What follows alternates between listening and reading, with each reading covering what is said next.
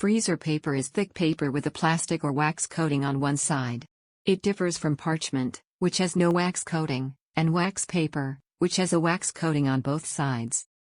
What is freezer paper used for? Freezer paper was traditionally used to wrap up meats for freezing. The meats would be wrapped against the waxy side to protect the surface of the meat, as well as to help prevent moisture loss, but the paper on the outside meant that it was a surface that could be written on for labeling purposes.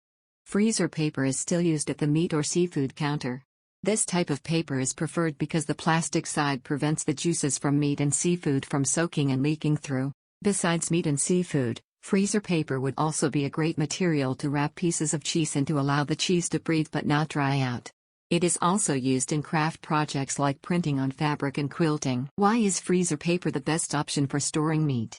It locks out air and locks in moisture because of its poly coating on one side and the weight of the paper, which is designed to conform closely to the shape of what you're wrapping. This prevents freezer burn and protects the flavor and color of the meat. The opposite side of freezer paper is similar to standard butcher paper, so you can conveniently write directly on the wrap to label every item you freeze without having to add a second layer or an additional piece of tape. And, as an added benefit, freezer paper can be more affordable than many of the other options available. On the other hand, plastic wrap and plastic bags trap moisture, but they can also trap air that remains stagnant with the meat.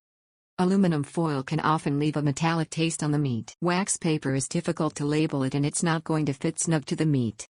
Parchment paper and butcher paper do little to protect the meat against freezer burn when stored for longer periods of time.